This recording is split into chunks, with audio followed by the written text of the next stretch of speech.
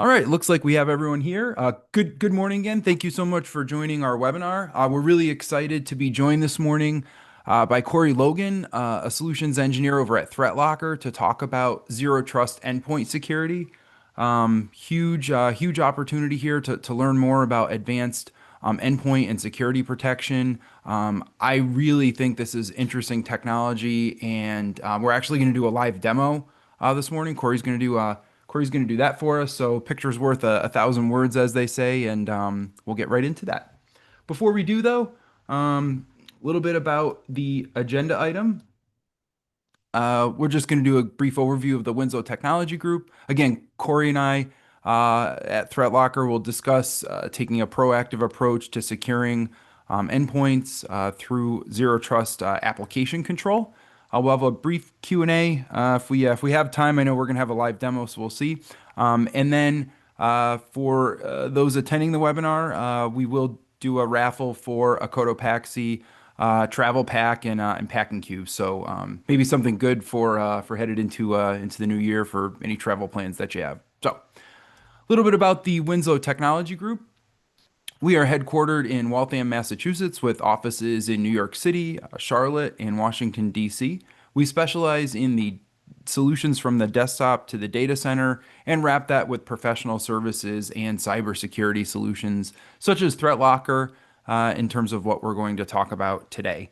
We do try to identify game-changing technologies and provide unparalleled technical expertise, embrace demos, proof of concepts, which is really what we're going to do today. So I really feel like ThreatLocker embodies the vision of truly like a game-changing technology. There's some really interesting and unique aspects to what ThreatLocker does, how it works, and Corey's going to do a demo this morning too, which will be awesome. At the Winslow Technology Group, we do make IT personal. Our vision is to enable businesses to realize the full potential of technology, and we combine passion, expertise, and really drive outcomes is our overall mission, delivering on our promises and really, in this case, delivering cybersecurity solutions that really protect organizations. We do use the NIST Cybersecurity Framework Core as our blueprint, if you will, to build comprehensive and robust defense in-depth solutions for all of our customers. And certainly solutions like ThreatLocker have a huge point in here in terms of zero trust application control, advanced network control, and the like. So we'll let Corey cover that a little bit more in the ThreatLocker.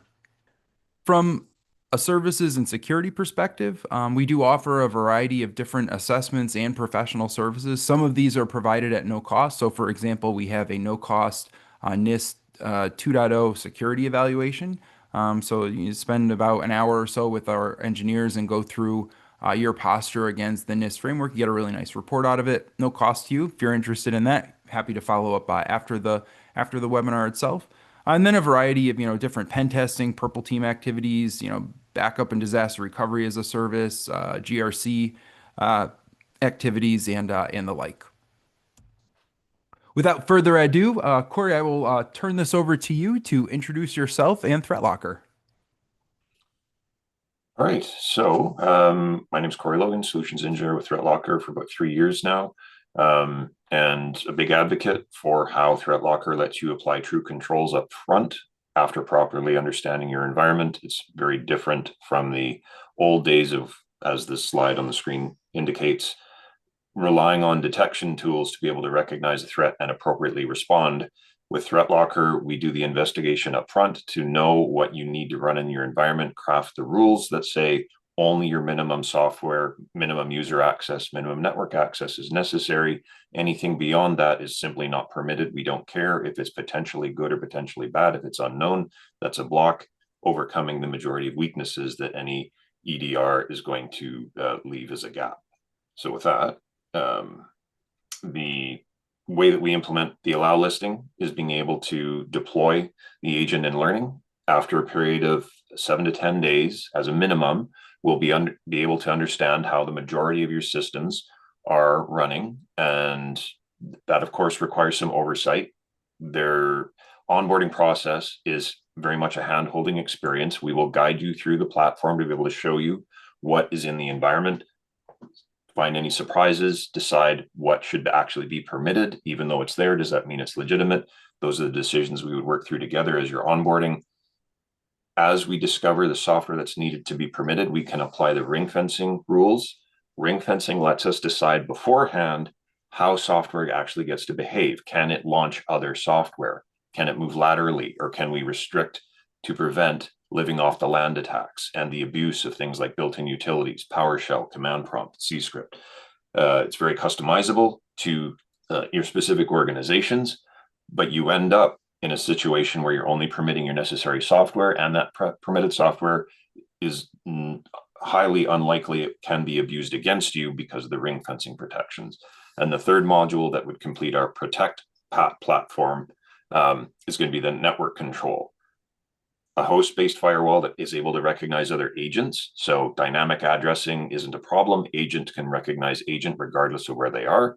And you get to effectively override the sometimes generous port assignments that Windows or Microsoft provides as a default, but you can actually make specific exclusions and specific permits so you know exactly who is talking to your systems. And then this is the full stack. Well, this is most of the full stack of what we have available. We won't have time to cover all of this, but during the demo, I will focus on the application controls for the allow listing and the ring fencing and the network controls. These would be the add-on and support modules that can flesh out the extension of the entire environment. No, Corey. One of the extensions that is pretty interesting here is the Cyber Hero service. One of the challenges with some of the applications like ThreatLocker, where you're in some ways managing application elevation, especially with elevation control, and if ThreatLocker blocks something perhaps unexpected that needs to be allowed, the Cyber Hero service is actually a service that accompanies this, right? That allows sysadmins to kind of have a managed experience of this, correct? That's for sure. Yeah. yeah. So the partner would give us the policy about, your category A, always approve these, category B, always reject, category C, escalate back. That usually gets refined over time, but yes, it lets us take the first few minutes of a user's request so that your team doesn't need to. And I can show during the demo where that fits into the workflow and how we make use of our internal tools to assist with that process. Okay, great. So a picture is worth 1,000 words. So let's get the demo going. So ThreatLocker as a protection platform provides multiple modules that let us understand how your environments work, the necessary software that's needed to run, how the users and any automation are using it, and then in a secured state, we can prevent any unauthorized, any non-recognized activity from occurring. We can't, of course, start with that secured state. So as you deploy the agent, it's going to start in learning mode. That's passive from the user's perspective. It's not going to interfere with anything the users are doing. They will likely not even notice threat lockers on the system, but that will be building the allow list in the background. The allow list is technically is a very old concept, because back in the day, Microsoft provided tools that said you can limit the permitted software to only what you recognize. That came with a workload that ThreatLocker actually solves for. Using other tools, allow listing has a significant effort behind it, but ThreatLocker, we've smoothed that out to make the initial learning and the discovery largely automated. The solutions engineer will also assist guiding the process to ensure that we know what the software is as a snapshot in time. We also provide some convenient libraries that you'll see tagged throughout this interface, either labeled as a built-in by text or these icons that indicate we are tracking the vendor changes as they issue them on a daily basis. So as the files change, we recognize the hashes of the executables, DLLs, and the certificates, ensuring that when you trust software today, it stays recognizable and then can be controlled and permitted for the future.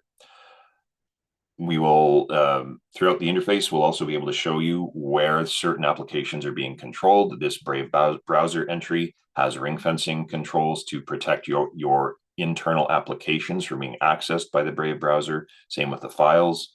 We're not applying an internet control to the browser as we might with other internal tools, and we can also apply controls around the registry. We'll also show you some high-level data about where the software is actually maintained as a code base. Some organizations get concerned when certain flags show up. You'll be able to make those decisions as we bring you in through the onboarding process. Once we know what the software is, the policies can be flexibly applied through multiple layers of the organization, all the way down to individual systems for a very bespoke policy list.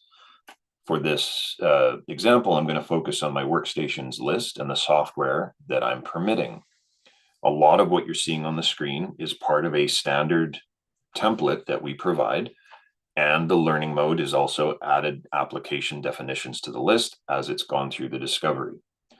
The way that we know how the policies will be effective and what their outcomes will be is through the high visibility logging that we provide in the unified audit. In addition to being a control platform, ThreatLocker is also a high visibility logging platform. Being able to see how the network is being used by port, IP address, and host name, every launch of every application, whether it is the user in the user space launching browser or browser components, being able to dig into the specifics of any one component, the application that helps us recognize it, the policies that are governing it, being able to see exactly how software is behaving by the user account or by the machine is actually, it's just a very data rich environment. As we go through the onboarding, we're going to be tracking the policy actions to ensure that we know what is going to happen when we transition from a learning state into a secured state. These red actions, these are enforced denies from a secured state, but there will be green denies in my executions list that will be able to show where software might potentially be blocked in a secured state. So a green deny with a check indicates that these OpenVPN Connect components, these will be blocked when we secure. How do we want to manage them? Does your organization need to remove this as technical debt? Do we need to find a policy to permit it? How would you want to handle that? These are the questions we would go through the onboarding review process. Once we have permit and deny where we want them through the outcomes of the unified audit logs, then we can consider switching systems into the secured state. While we're learning, there's no enforcement. Once we secure, then we have control, and only the permitted list of software will be able to run. Once we enforce in a secured state, that's going to block anything we don't recognize, effectively stopping unknown software. And that includes stopping ransomware and malware, because they are, after all, just software packages. If we don't recognize them, they cannot run. That also gives you discrete control over the user space, standalone utilities, browser extensions, portable applications. A lot of other detection tools will simply allow the user to download them in their space and run them. But ThreatLocker, we need to recognize them and they need to permit them. Windows user privilege doesn't give a workaround or any exceptions to the ThreatLocker allow list. The allow list has to be satisfied first. So when a user is working on a system that's gone through the onboarding and review process, they will have the ability to download software, but even though TeamViewer is recognized, we can trace it to a commercial vendor. We actually don't care that it's a potentially good or bad utility. We don't know what it is. So ThreatLocker tells Windows to block it. Windows tells the user they don't have permission. ThreatLocker also then pops up to give the user the option to fill in the form to request access. The ThreatLocker logo, the text, the button labels, those can all be customized for your audience, for your organization. Make it friendlier, make it easier to understand, whatever would suit your audience. The user gets to explain why it is that they need this software. Request immediately goes into the response center and approval center page. The approval center can send an email or an SMS text to the ThreatLocker portal administrators.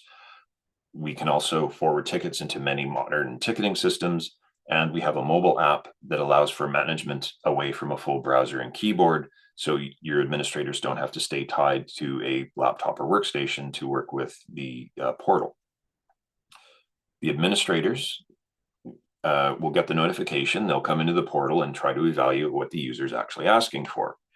In this case, we can see the TeamViewer setup executable has a valid vendor code signing cert coming from the username on their machine and the reason that they're asking for the software. If we decide they have a good business case to run the software, then we will want to know, does ThreatLocker already recognize this, or do we need to train ThreatLocker? So it matches a known application. We have the convenience of using one of the 10,000 built-ins that track the ongoing changes to recognize yesterday's version of TeamViewer, today's, and tomorrow's. So I can pick TeamViewer built-in from this list and then determine, should it only be permitted on a single computer? Should I permit it on a computer group? And I've got my pick list of groups here. And then the last thing that we can assist a user with, especially a Windows standard privilege user who needs to install the software, is the ability to add elevation. This only applies to the software. This doesn't touch the user account, but it gives them sufficient permission to install just that one package. And we can, of course, shrink the duration to ensure that the elevation token for the software goes away in a timely manner. Maybe a business day for a group, maybe a single hour for a single user. The approval lets me do some customization. I can make the approval silent. That message gets sent back to the user by email, and the agent is looking for policy changes every 60 seconds. So the feedback loop is very fast and efficient to notify the user that their request for TeamViewer has been approved. When they run the software and switch to an installation mode rather than just their personal profile, this is going to target program files requiring Windows Elevation. ThreatLocker adds the token, notifies the user, and is now able to install the program files. So we actually get some really simple touches to ensure that a permitted application has sufficient permission and the user doesn't need any additional support from your help desk. In the event software shows up that is a little harder to recognize, something that might actually bypass some detection tools, I have a sample of a meeting agent, EXE, and if I'm looking at the complete details, it has no vendor certificate. We don't know where the user actually got this from. And the reason that they're asking for the software is they're apparently on the phone with a vendor trying to solve a virus problem. This is some type of screen sharing software. We do provide a convenience link into VirusTotal, so the hash is going to get checked against the detection community. Based on signatures, only 2 vendors have any concerns about this. For all the other vendors, this is undetected and would bypass their signature checks. We also provide a testing environment. Rather than leaving it up to your own devices with an on-premise sandbox, we provide them as needed as part of the subscription. These are virtual machines that we maintain, so there's no additional infrastructure that you will need. This will run for 60 minutes before it restarts. In that time, we can validate how the software actually behaves, and we'll be tracking the behavior through the logs that come out of our risk center. Now that the software has been added to the desktop, the automation into VirusTotal is the same check that I just did manually. When we run the software, the thing that opens and closes in the blink of an eye doesn't really give us any details, but it has set off some additional sensors in the risk center. So my system tab is showing me that the meeting agent has written a new file into the user's start menu programs and startup folder. Testvirus.bat is going to try to become a persistent threat on the next user login. And the canary sensor has also been triggered. The same meeting agent that passed the majority of antivirus detection has now written directly to the fake credit card file that we leave in the user profile. It took the bait and has basically told us it is some version of ransomware or it's some other way destructive. The VirusTotal check is part of the automation, the executable, and the new batch file both get flagged by multiple vendors. The network logs show me the data going in or the connections going in and out of the environment. Registry key changes, I can dig into vendor certificate details. My audit shows me all of the actions of all touch types, including the changes to the data file that we have and the addition of the new batch file.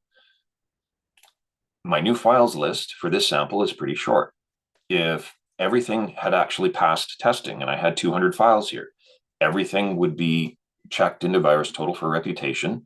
And if I had no concerns, everything was happy, also all lights were green, I could take all of the identifiers for the file names and their hashes and any certificates they're signed with and add them to an existing definition. I can use this as my training space to tell ThreatLocker how to recognize a new version of Glasswire or a new version of CorelDRAW, or I could create something net new and start building the policy after this. But because with this sample, this does look like a fairly destructive piece of software, we can simply discard it. We've already Corey, blocked it. Sorry?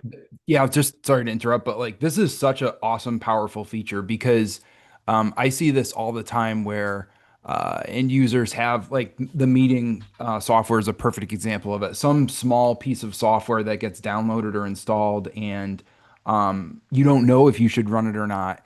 And then folks are just kind of depending on like, well, I guess like let's click on it and see what happens. And as much as people want to have like a test environment to run this in, it's just operationally complicated to like transfer this executable to the test workstation, especially if a sysadmin's like not, readily available. They're in the middle of 10 things. And I think out of convenience, a lot of times people are like, well, we have EDR fill in the blank. Just run it and like, let's see what happens. Keep an eye on your machine if it acts weird after you run this thing. But this is just like such a powerful feature, both from a security perspective, but as you mentioned too, to like really ease the burden on IT ops as well, right? Yes. I think Yeah. this So is this is so freaking infrastructure. brilliant how you guys do this. Yeah. And so this interface is the same when you referred to our management team help Hmm. assisting your partners. Our management team is using this exact interface. So when we are seeing something we don't know and a user's made a request on your behalf, this is the tool that we use to do the investigation. And it has to be fast because we're processing hundreds or low thousands of these requests in a day. So the Hmm. training environment is the whole thing is designed for speed. Our team would be between the text in this area. If the policy was enabled, you would be telling our internal team, always approve this class, always reject this class, test this class, and then you can refine and negotiate. So we Hmm. can use these same tools to support your user requests. Yeah, yeah. I just think this is awesome. Like even we'll even see it with MDR services, like SOC as a service type services Yep. where they'll log an alert and say, "Hey, look, this suspicious application is on, user ABC's endpoint." And then it's already been installed at that point, and of course Yes. ThreatLocker would prevent that to begin with, but even in that case, let's say something happened like that, just the ability to have a sandbox to run something in, um, to understand like, well, where did the user get this from? Is it malicious? Do they have an infection I should be concerned about? Was this potentially malware? But like taking it a step further to use ThreatLocker to even block that, from the beginning is just like incredible. This is Yes. very Yeah, I incredible. agree.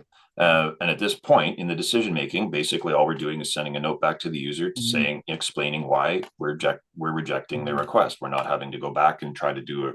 We don't have to do all the forensics on their system and a cleanup and restore Sure, after a sure. ransomware attack because we blocked the unknown thing as a default. Yeah. It's to me it's like half the secret sauce, if you will, just from the outside, in a way, of ThreatLocker is obviously the technical way that it works and blocks applications and does the ring fencing and the whole bit there. But what I think you all have done that's very unique is operationalize this. Like take what is operationally complex, not because it's a complex problem, but just like the operational aspect of like requesting access. Well, okay, I granted the user access, but now they need temporary admin to run this for a period of time. All like the little stuff, kind of the devil in the details, I guess is a way Yes. of saying it. That's like the other part of what makes ThreatLocker sort of magic was like the operational aspect of what you have going on here. It's brilliant. I agree. After 25 years in IT, when I saw the platform, when I saw the ability to actually properly manage allow listing after years working with other products, it was mind blowing. And then the other thing that really blew my mind was the ring fencing tool, which is the next thing we talk about. Hmm. At this point in the journey, we know what the software is. We've decided we've got a cutoff point. We've trained ThreatLocker on what it needs for permitted software. With permitted software, that still introduces an attack surface. So we're permitting Office to run, but we know that users at some point are going to be confronted by an email, might be an Excel spreadsheet, an attachment coming in as a Word document, or a phishing email where they're given a reason to do something they've done before, use the office.com password site, and being told that with a sense of urgency, please do this as soon as you can. An untrained or a sleepy, tired user might just try to click through these warnings about PowerShell that are embedded underneath that facade of a URL, trying to open the website. But as a best practice, out of the box, we ring fence the Office suite. We don't allow those commands between the Office applications into the system utilities because regular users have no need of them. They're not actually useful from a daily workflow. So why would we allow them? We restrict the applications in the Office suite from interacting with cscript, command prompt, redshift32, scheduled tasks, diagnostic service, run for files, run DLL, and PowerShell. So all of those, when you're reading security bulletins and an attack path that involves the user clicking on a link in a document, if it's going into the operating system, that's now blocked as an attack path. And of course, PowerShell, being the most valuable utility in the entire system, is also the most desirable weapon in the wrong hands. So we do need to let it run. Out of the box, we restrict it interacting with other applications, and those, of course, can be tuned based on their use cases in the organization. We add a restriction to prevent it from touching your data. So PowerShell, unless you grant it specific locations or file extension types that you want it to touch, PowerShell cannot exfiltrate to decrypt, encrypt, or exfiltrate your data. It simply cannot touch it unless you grant it specific folders or files. This is so powerful too because we see it all the time where RMM tools, like MSP management tools, run scripts. Often tools that come with like laptops from like Dell and Lenovo, they run PowerShell Yes. scripts. Even Microsoft runs some PowerShell scripts, I believe, as part of update sequences. Yeah. So PowerShell is like you can't just disable it. It's not that simple. And many EDRs just don't have deep capabilities to properly control it, I'll say. And this just adds like a whole depth and breadth of control around, as you said, like one of the most powerful, or if not the most powerful kind of like engine in Yes. programmatic engine anyway on an endpoint. Yeah, being able to decide what your actual system utilities. I mean, Microsoft Mhm. has designed the environment to be one tool to serve everybody's purposes, but it Right. doesn't suit your business purpose to have an intruder abusing your software. Here, you get to decide what PowerShell can talk to, even to the internet. The learning Hmm. mode automation will collect the relevant sites that PowerShell is being used for. So Logitech, a Teams Microsoft site, and a couple of Google sites. These are the only places that PowerShell is allowed to reach out to the internet. And of course, we would customize that for the organization. So data exfiltration by PowerShell as a built-in utility is going to bypass a lot of detection tools because it is simply the user doing some typing after they've asked, say, ChatGPT or another AI bot, I'm on a secured computer, I can't install software, but how can I take my work data and back it up into my Google Cloud? And then AI says, well, I'm not sure. You do a little conversation and says, okay, here you go. PowerShell that will send the documents folder out of your protected organization storage and into unmanaged systems beyond your control. We already have a rule around PowerShell that says internet access is not allowed. So when I look at my blocked items list, I can see in real time where my policies are being enforced, where the Office suite execution attempt against PowerShell was blocked, and PowerShell attempts to go through the documents list, but it is hitting the policy and the documents never get touched. If the document control had been changed or disabled or modified, the Google Cloud for storage is not on my allowed list. So the documents are simply not able to leave the environment because of that control.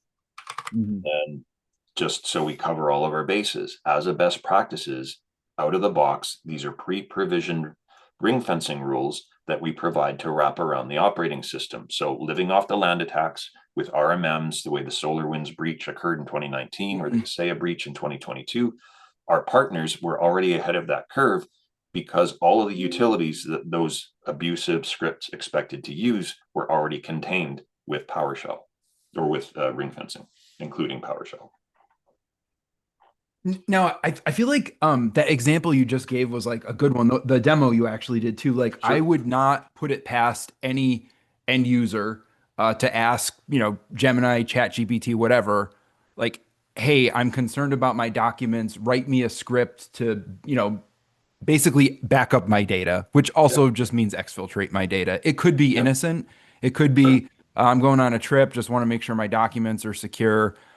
Whatever. It even could be I have a new PC and I Yeah. want to copy my data off and then copy it back down for another purpose. And like ChatGPT, or whatever AI du jour, could give users inadvertently a way to exfiltrate data, even if it's for non-malicious purposes, but still, it obviously would violate like company standards, Sure. privacy, just general security operations. So this is like an excellent use case and example, I think, combining kind of end user behavior with modern threats in a way, like AI in that Yeah. context. And Uh, yeah. AI control among Mhm. our partners, especially this last year, has become a Mhm. very hot topic. Once they have their policies decided, how do we block those AI bots from being installed on your system? So here you can control the thick client. And we don't really have time in this session, but you can also use our web controls to prevent Mhm. those clients in the web browsers from interacting with your data. So keep the users from actually accessing those resources, at least from your company systems. Sure, sure. And then the Along, last component that yeah, makes go for it. Because unfortunately, we'll have to like wrap it up here. And I would okay, say, Corey, I'll let you wrap it up after this. But sure, anyone, if you want a deeper dive on this, we are more than happy to set up a one-on-one and really go through not just app control again, but the different modules here and give you a much deeper demo experience, if you will, on the product. Ask some direct questions. I think it's well worth an hour or so for a private demo of this. After we're more than happy to set that up. So anyway, go ahead, Corey. Sorry, sure, yeah. So take us just home. yeah, a couple of minutes to finish. Sure. The our heart, our first stage in protecting the systems is going to be learn the necessary software, only permit what you want, control how it behaves with ring fencing, and then turning to the network layer, making specific decisions about what you want your endpoints, whether they're workstations and laptops or servers, what do you want them to listen to? You get to use the ThreatLocker agent as a host-based firewall for microsegmentation. So you can actually take your high value remote desktop administration port and isolate that to single host names, to a group of just your administrators and their jump boxes, rather than allowing that remote desktop port to be open to everyone. Even cutting off server to server hopping around. If your jump box is the only authorized location, an attacker, as soon as they get a good credential, is going to try to hop around as many places as they can. You can use the ThreatLocker tooling to contain that type of hopping around at the centralized port control layer, cutting off access from anonymous devices or intruder devices from your SMB data shares on port 4045. Only allow ThreatLocker agents as recognized objects to touch it. If you have specific other devices that cannot have the agent, we can of course use IP addresses, IP6 subnets, whatever's useful, but Mhm. ultimately we want to deny untrusted traffic. And it actually doesn't take too many iterations to figure out what's on the network, figure out the surprises, and then custom tune your rules until you can deny everything that's not otherwise managed in your environments. And Corey, this doesn't Yeah. require folks to re-architect their network for it to work, right? Like a traditional version of this would be advanced subnetting, probably VLANing involved in that, right? But at least advanced subnetting and then running everything through like a data center firewall to have, I'll say, similar capability. So I feel like having an option to not completely re-architect one's network to have a similar level or maybe even a more advanced level of visibility and controls is also like just one of those Yeah. slick unique things to what y'all are doing. Yeah, very good point. Because the unified audit is collecting all of those logs coming in and out, we can see what's talking to the systems and then find the surprises, find the standard things, Mhm. permit only what you want. It doesn't, you can use the software itself as your microsegmentation. Sure, sure. Yeah. Um, and then the last module that comes with Protect is Configuration Manager, a repository for applying Windows hardening policies You'll probably recognize a number of these as familiar from a CIS or CMMC benchmark list. So turning off autoplay, turning off auto run, universal plug and play. These apply from the agent to the endpoint within 5 minutes or reinforced every 5 minutes. And a very common question with any hardening policies or any of the other modules we have is, how do I get started? How do I know what the best practices are? So we've also introduced our defense against configuration dashboards, and this is the last thing I'll leave on the screen. You'll be able to tell how your devices are complying with the most common, I think we've got about a dozen or more here, security frameworks, whether you're using our tools, the network controls, the application modules, the elevation controls. We will be able to show you with the dashboard, with exportable reports, and with scheduled reports exactly how your systems are aligning with your NIST, CMMC, CIS lists, tracking over time, being able to provide evidence to your auditors that you've got the controls in place, and largely solving for, like, now that I've got all these awesome tools, how do I configure them for my best advantage? And there is, of course, more. As you engage us in individual demo sessions, we can dig into more particular modules. When I started at ThreatLocker 3 years ago, there were less than half of these modules. We are aggressively growing to ensure that we're covering as many potential bases for security and hardening as possible throughout the environment. Awesome. Corey, thank you so much for this demo. I love a demo. I think pictures worth a thousand words. I think you covered a lot here. Would certainly encourage anyone who wants to see the demo again, and more. Let's just set up a follow-up meeting, and we can go through it more on a one-on-one demo basis. We just don't have time, unfortunately. There's a couple questions in the chat. For those folks, we'll follow up one-on-one and get back to you. Sorry, we couldn't get to that. But Corey, thank you again so much for joining us this morning, and thank you everyone for attending. And hope you have a really great day. You're very welcome. Have a good morning, all.